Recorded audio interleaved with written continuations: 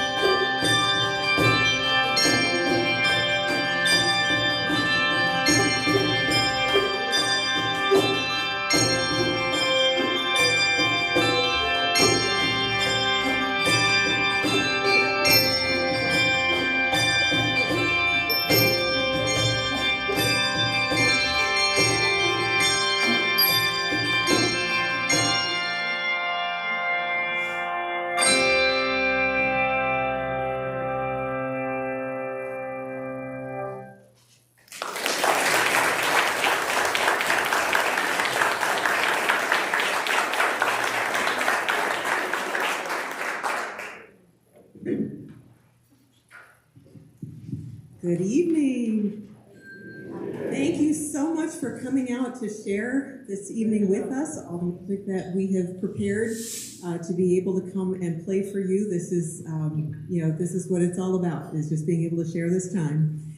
The first piece, Joy, by C.J. Caminiti. She is a young composer. She's from New York, and she's as bouncy as her music is.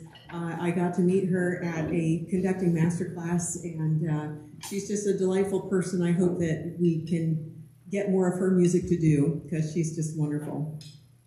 Now, question, how many of you know Claymation Christmas?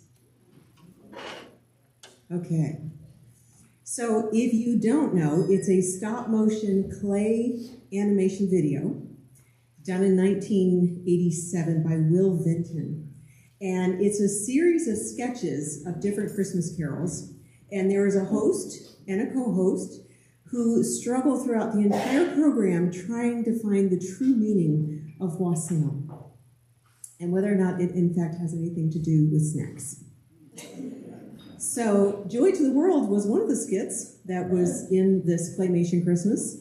And as is our next piece, We Three Kings, which was sung with, by three very dignified kings and their somewhat groovy camels sporting sneakers. So if you don't know it, I highly recommend that you check it out, because it's a lot of fun. We Three Kings. A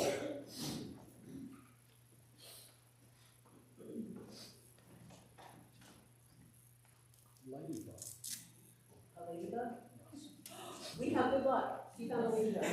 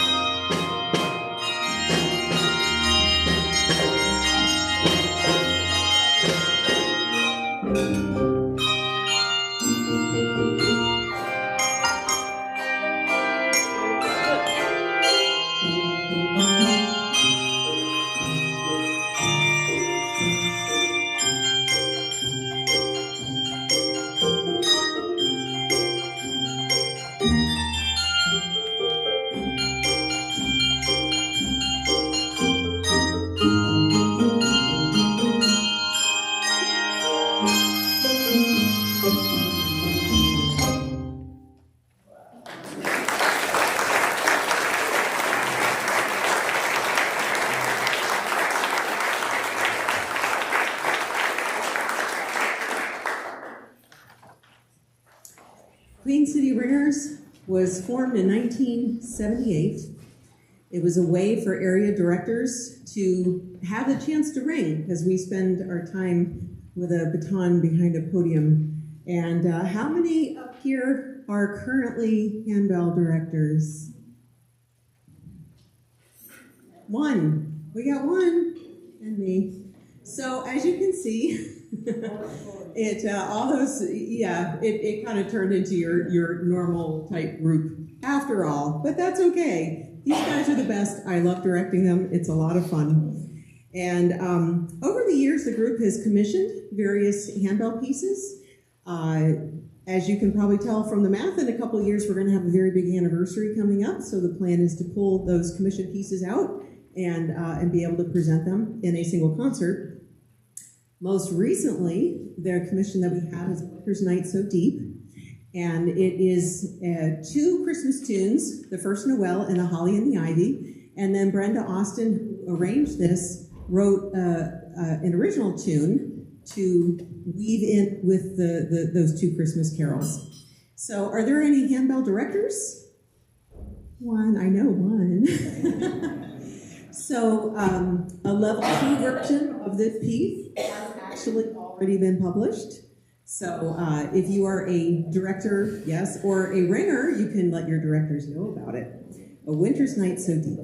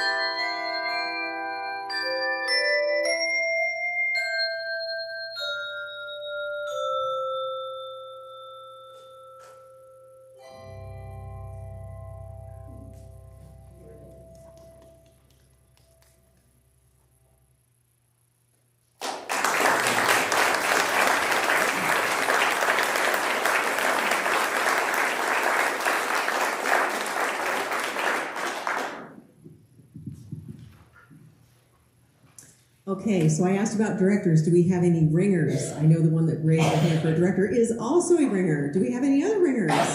Oh, hold your hands up way high. Okay. Okay, so if you guys need help, look at the hands. These are the people that know how to do this. And how many of you have never rung a bell? You don't ever want to ring a bell. You just will sit and listen to them all day long. Okay, we have a special task for you because all of this equipment has to go back in the boxes and has to go onto the trailer. And we call them schleppers, but we could get you a roadie shirt. I mean, you know, this is like a big deal here. So a few years ago, Sandra Ethan started her very own little tradition of writing a piece for the Raleigh Ringers and giving it to them for them to perform at their holiday concerts. And last year's piece was Good King Wenceslas, which fortunately has been published so that there are actually a number of choirs doing it this year. And so we're very fortunate to be able to do this with all the percussion and all the fun things. Let's see, how are they doing? Is it joke time? It might be. Oh, okay. I'm really sorry, guys. Okay. Well, I can mention that this is played with piccolo. Robin is joining us on the piccolo. And Matthew's got the snare drum over here. And she said, you know Good King Wenceslas, very bright and lively piece. And she turned it into like a street carnival festival type thing. This is really, really fun. Uh-oh. Karen, you look like you lost something. I did. Okay. The most wonderful thing about this instrument is that it's all little pieces that you can move them where you need them. And the most horrible thing about this instrument is it's all different pieces. And if you don't know where it went, yeah, it can take a while. Okay, I think I'm good. You're good? All right, we're good. Good King Wenceslas.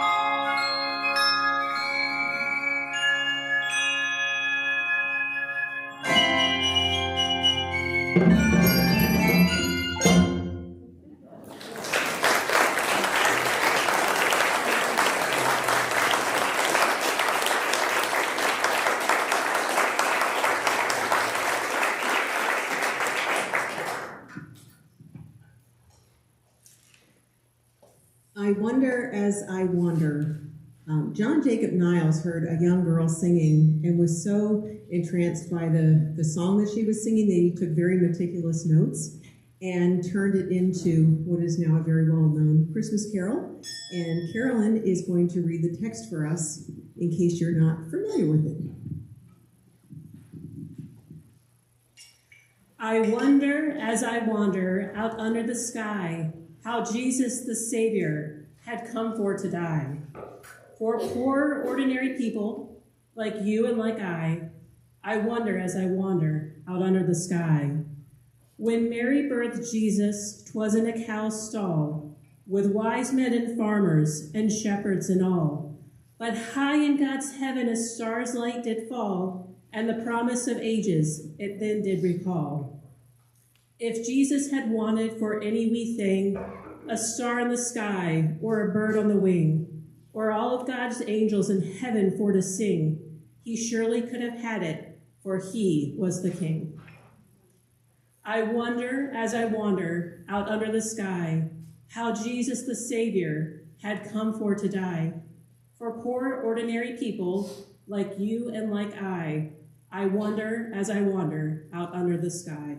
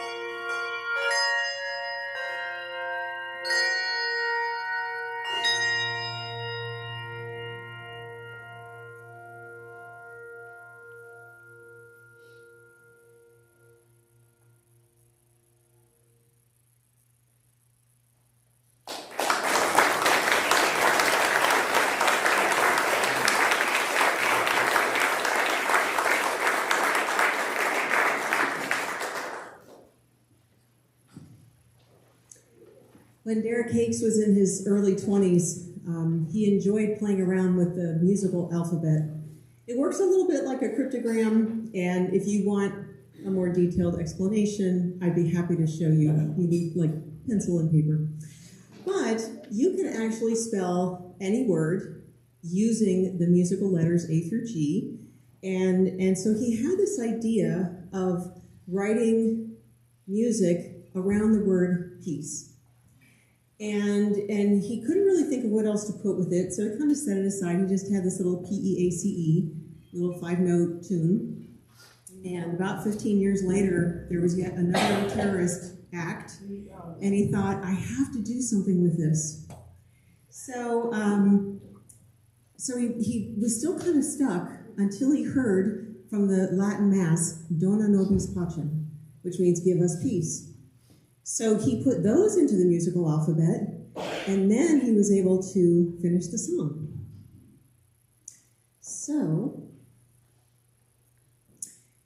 So that you recognize the melodies, because they're not going to be super obvious. But the first one, P-E-A-C-E.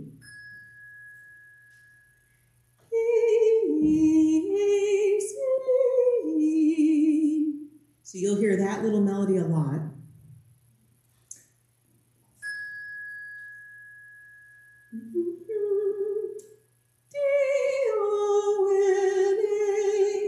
Dona means give. And nobis is us.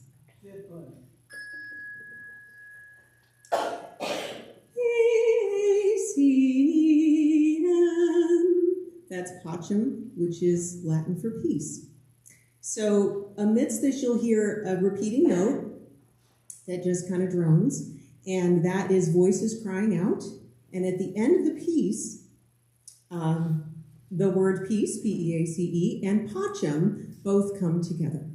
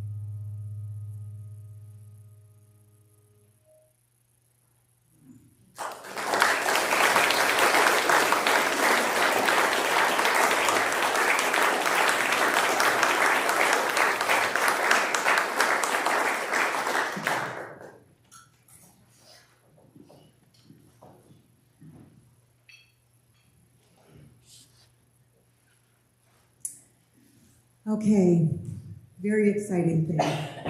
60 years ago tonight, December 9th, a particular television special aired for the very first time.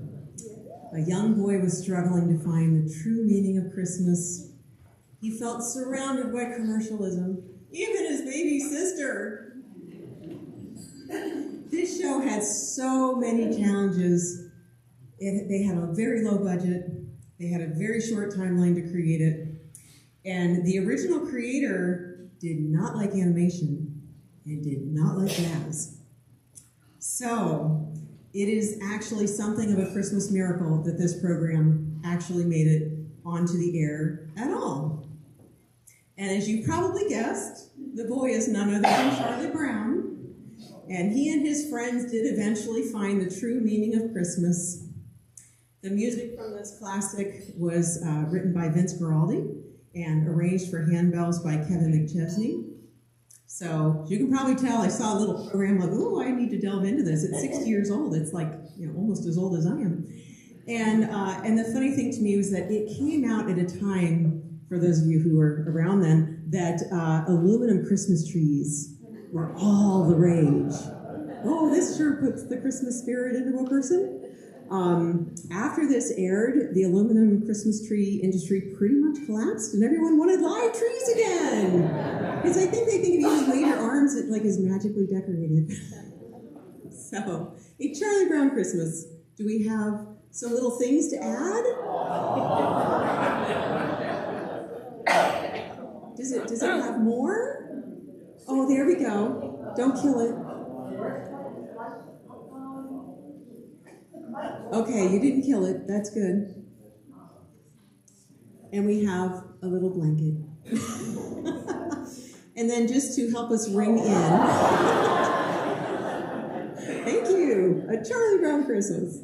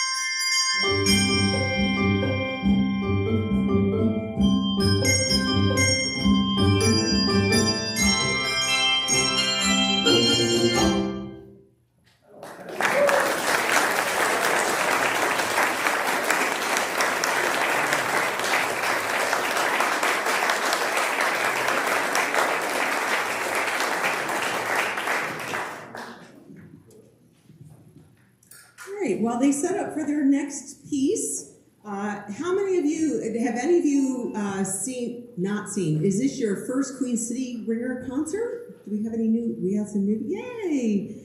And have you seen a handbell concert before, or is this like your first handbell concert ever?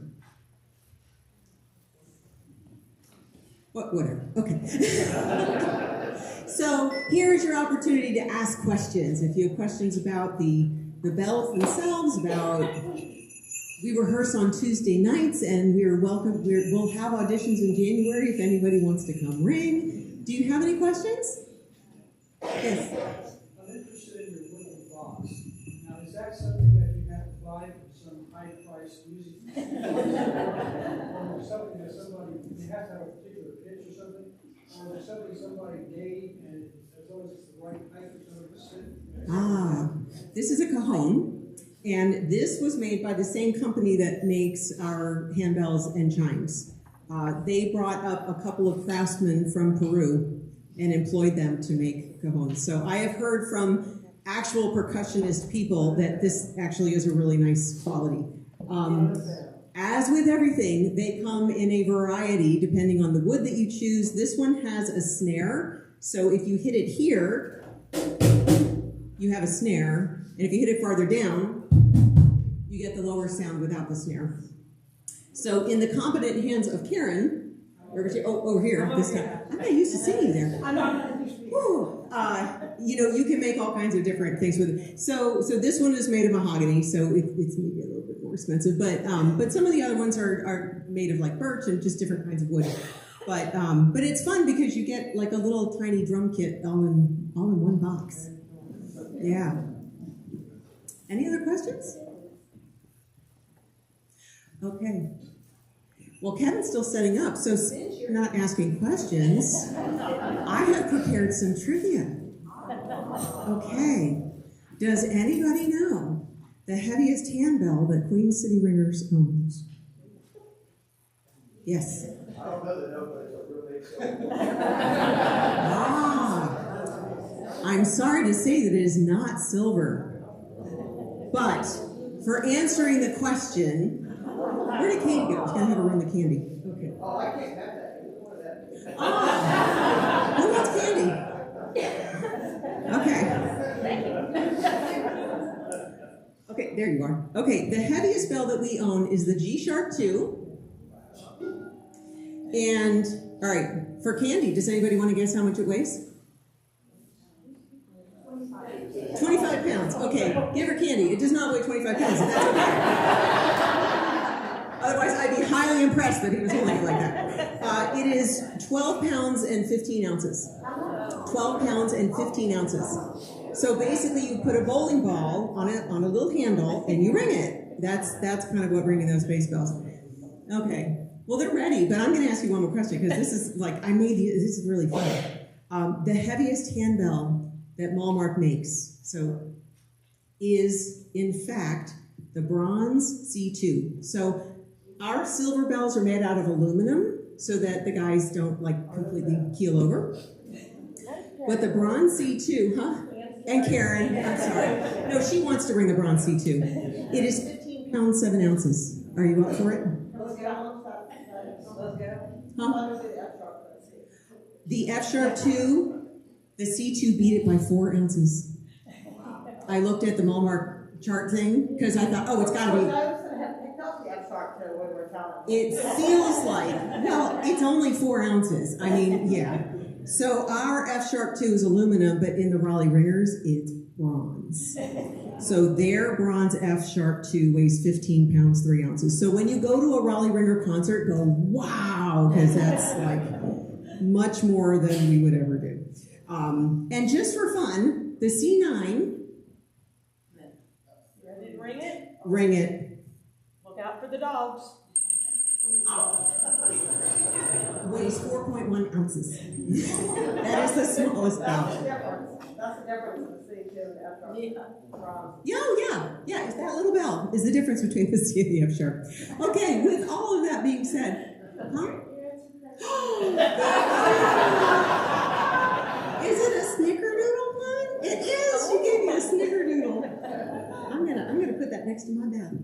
Okay. Well, Leroy Anderson was up in New England in the middle of a heat wave in 1946, and for reasons unknown, a tune came to his head, and he said, well, it's unrelated to the weather, but when you have a tune, you have to write it down. And that tune was Sleigh Ride.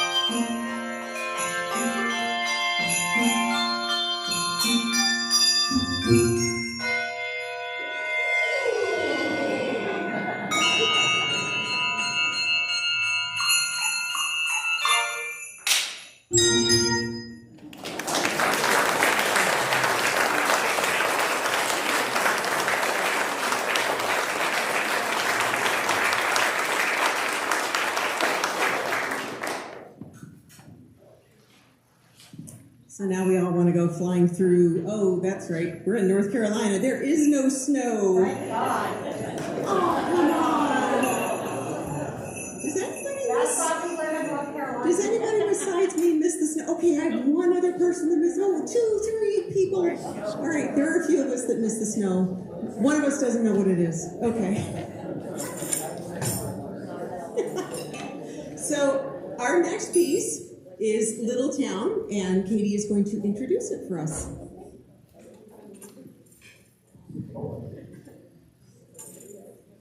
Evening. So, of course, I totally have no relation to the director. This is definitely not the director's daughter introducing the next piece. But first of all, I'd like to ask any Amy Grant fans in the audience to read. Ooh, okay. I think you'll like this next one. So the next piece is actually a pop arrangement of the Christmas carol, O Little Town of Bethlehem. It was first performed by the English singer Cliff Richards in 1982, Cliff Richard. I'm also Gen Z. But the better known version for us here in the US was released a year later by Amy Grant. Her version's a little more upbeat, so of course we're making sure for this one that we have, instead of the jingle bells, the tambourine. And this version was arranged by Caleb Onstead of Pennsylvania. Actually, a few of us in the group have had the opportunity to ring with him at a few different national events. One takes place in New Bern and the other up in Michigan. He definitely has a lot of energy, and he loves to arrange pieces like from Billy Joel, Amy Grant, and ones like Little Town.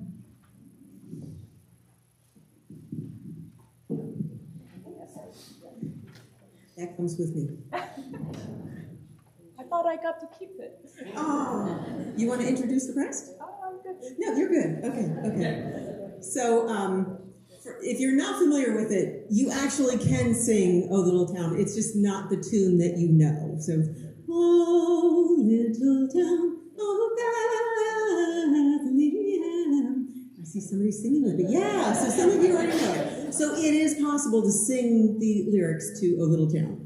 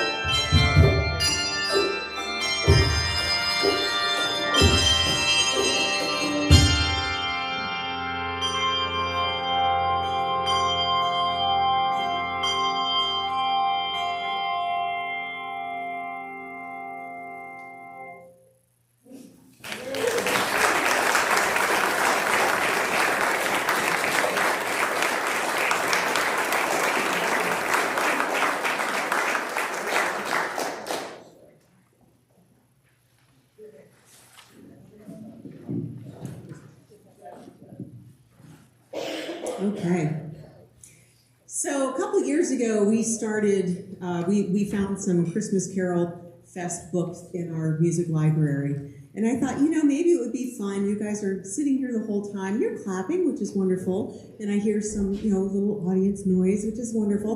But you don't really get a chance to do anything. So you get to sing. And the Christmas Carol words are in your programs. Since every once in a while they throw in a different word that you're not used to singing. And do either of you want a microphone? I'm guessing no. You're good. Okay, they're going to use their opera voices. So Clayton and Jean are our song leaders here. They'll let you know when to come in. And Christmas Carol Fest. Have fun singing.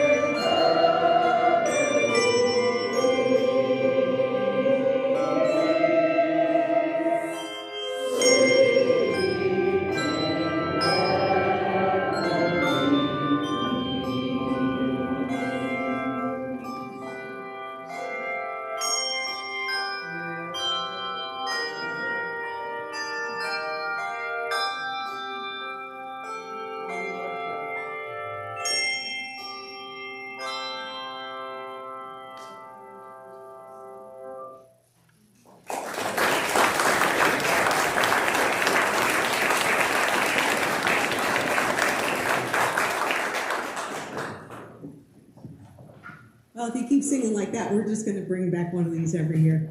That was wonderful. Yeah, it's that time. We have reached the end. It's very sad. This really has been wonderful. Thank you again for coming out and spending the evening with us. All of our concert information is in the program, our social media information is in there. I encourage your family and friends, or come see us again at one of our other this is number 2. We have 4 more to go. But it really is wonderful to have such a great audience like you coming. It boosts our music making as well. We are also a 501c3, so should you be looking for a place to do some end of year donations, we would happily accept them and help you out with that. Also back in the gathering space there, we have CDs and we have coupon books, both of which are fundraisers for us so that we can continue to bring our music to you. And after the concert is over, we invite you to come up. If you've been here before, you can come up, greet the ringers. You're welcome to ring a handbell. If you have any questions about the bells, you are welcome to ask them. And again, thank you so much for coming. We had a wonderful time. We are going to close with Kathy Molkobus' arrangement of the First Noel. Now, they tease me because, yes, it was in an earlier piece, and yes, you just sang it, so they keep calling this the third Noel. But it still is the first Noel the angel did sing. How are they doing? Oh, they're good. Oh, Robin didn't get to tell her joke. Where is she? I'm here. Okay, you want to tell your joke? Hey, yeah. She has a new joke, so yeah. Here we go, Robin's joke, and then we'll play. So, what's the difference between black-eyed peas and chickpeas? One can sing us a song, the other can only hum us one.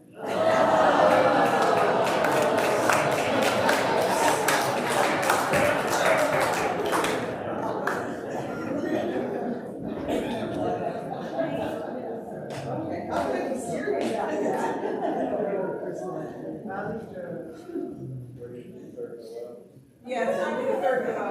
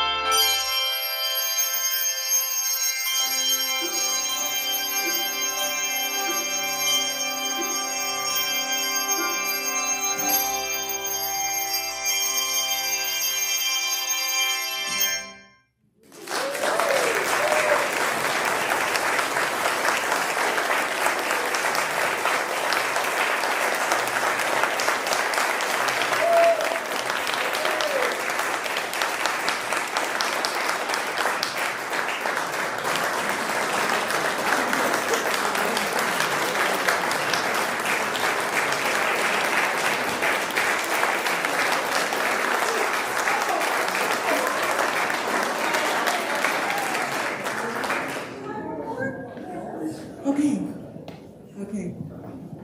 All right. This is quiz night. What instrument was played the very first time Silent Night was sung? The guitar. And why?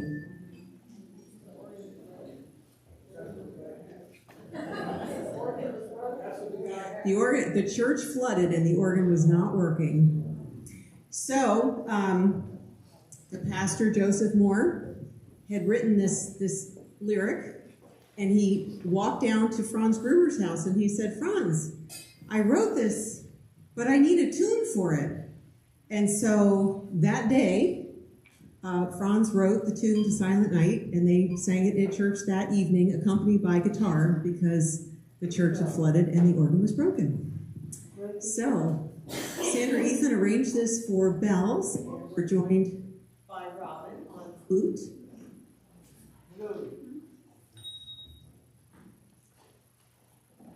Okay, so, well, all right. Robin knows lots of jokes. But, again, thank you so very much for coming out. This truly is the last piece. And, like I said, you're welcome to come up and say hello and ring a bell if you wish. How are you guys doing? I don't play for a while. No. Fine. All right, Lauren's fine, so you guys just have to be ready to go. All right. We hope you have a lovely, blessed holiday season, and thank you again.